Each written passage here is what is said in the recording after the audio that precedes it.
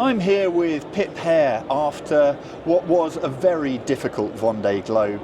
And Pip, first of all, I'd just like to ask, that moment when the mast came down, how did you initially feel?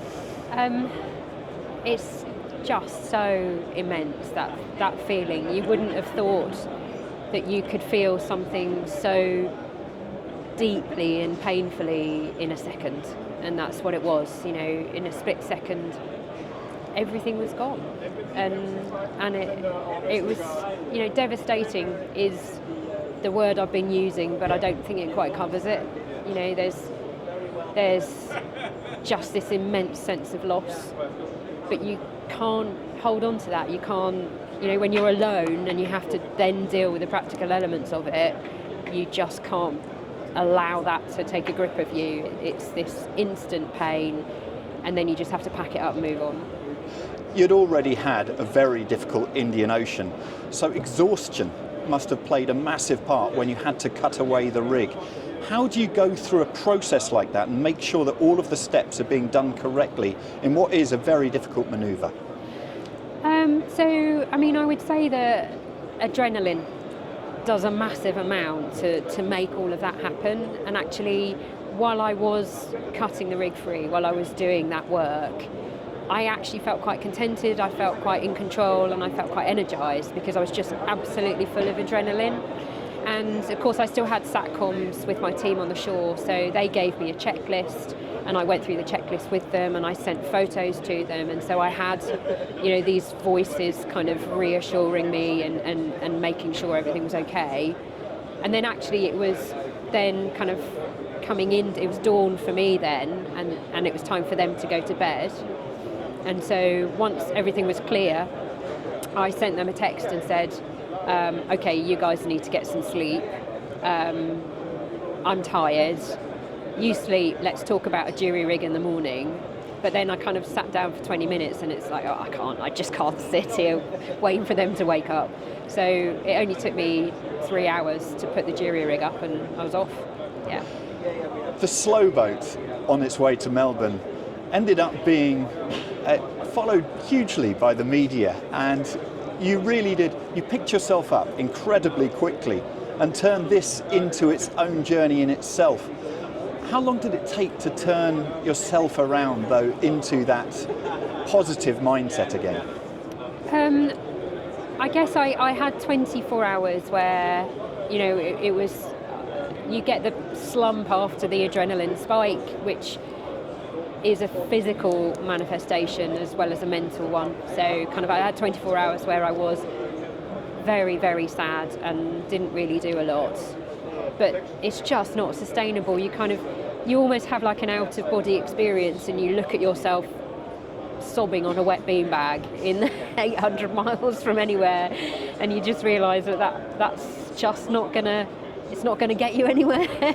So after 24 hours, I made that decision that I was going to make my situation better every day.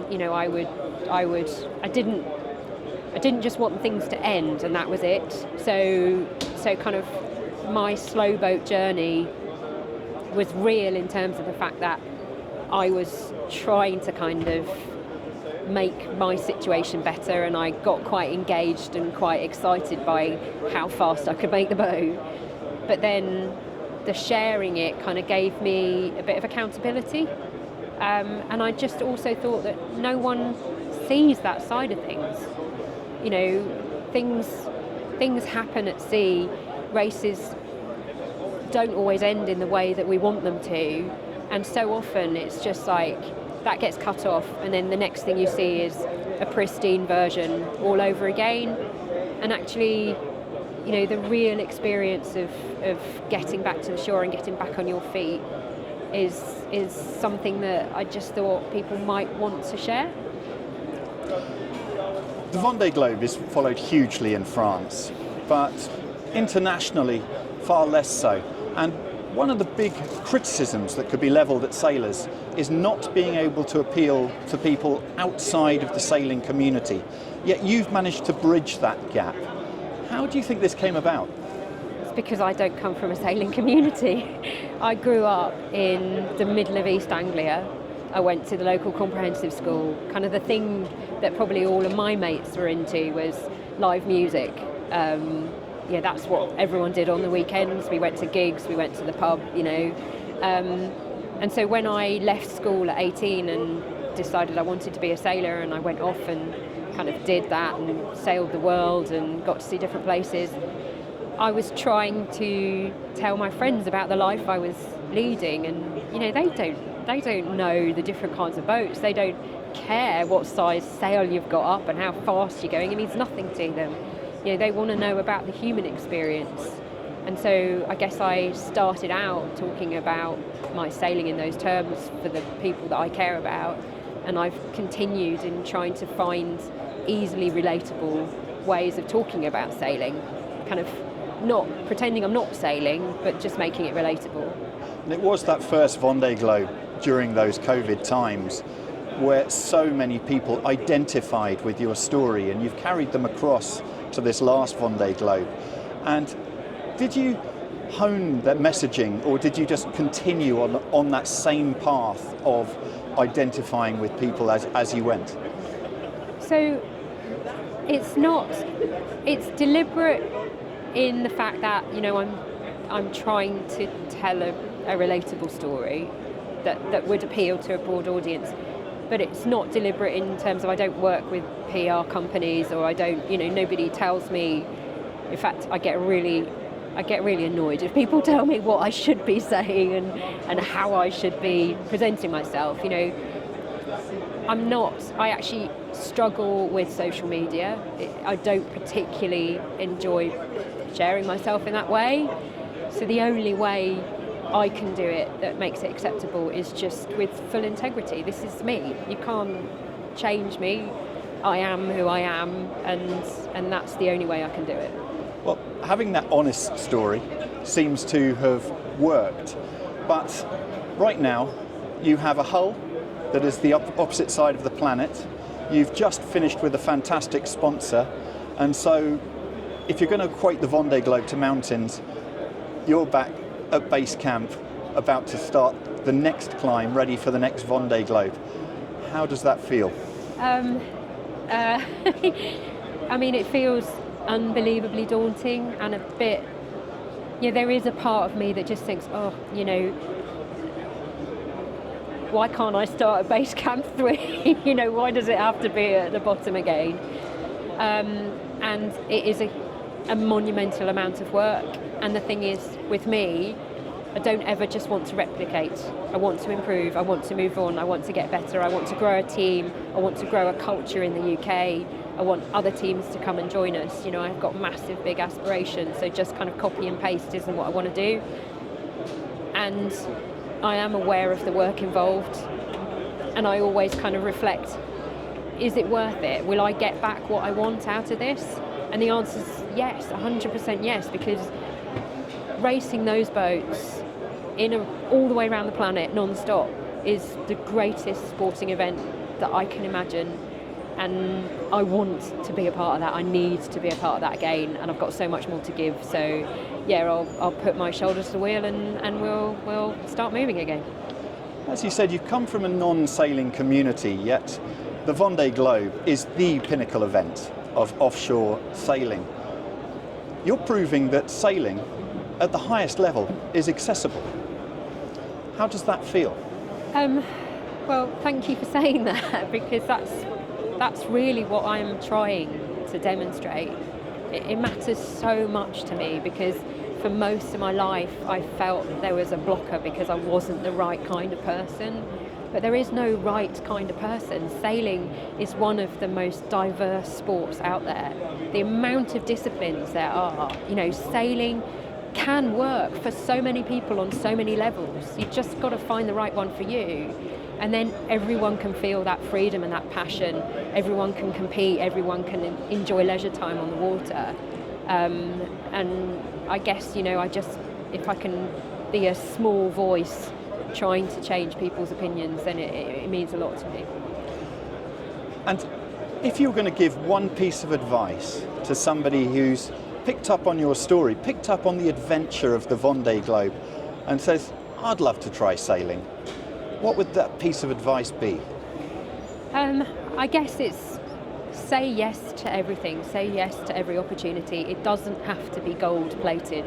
You don't have to have the best boat and the best race, and you're not going in at a level that's only acceptable on one term. Just say yes to everything, learn, experience, develop, and your journey will go off somewhere great. Once you got to Melbourne, the journey to the next Vendée Globe started. That was day one, effectively, of your campaign.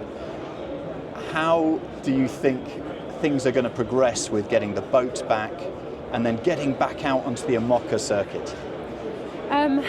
It is, as ever, we always talk about the race to the start, and there is a race to the start. Qualification is as stringent this time around as it was last time around. So I need to start racing in 2025 to bank miles, which means practically putting the boat on a ship, shipping the boat back, and then getting the mast back up. And I would aim to be on the start line of the Fastnet and then the TJV later this year. It's not the TJV anymore. So there's that practical element, but kind of alongside that is the funding element, which is the difficult thing. So we have had to modify our funding strategy. Kind of traditionally, you tend to go for a model where there's a title sponsor and then there's kind of podium sponsors underneath them, but the title sponsor provides that security and that platform to build on. But it takes time to sign a title sponsor. So what we've decided to do is actually look at a consortium of sponsors to fund 2025 with kind of packages that are more affordable, and that will get us going through 2025 and give me a year to find a title sponsor to go on through for the next 3 years. And that's the hardest bit, without a doubt. As an international sailor, I would say a sponsor should be coming directly to you ahead of, say, someone like Johan Richomme or Charlie Dalin, because you actually reach the non-sailors around the world. Does it feel like that, though, sometimes? Can you just go out and tell everybody that? No, it doesn't. It doesn't feel like that. It feels. It's a really difficult. It's a difficult thing to sell, sailing sponsorship. We know what we can deliver. We believe in it. We believe in how we can represent genuine values from our commercial partners. But kind of making your voice heard, standing out, is really, really difficult. And I don't know that there is a formula to make it work. All I've ever done is just try to demonstrate what I can do and represent myself in genuine terms and kind of hope that works. Well, Pip, it's been remarkable to follow your story so far, and we know there's so much more to come. Thanks so much for your time. Thank you.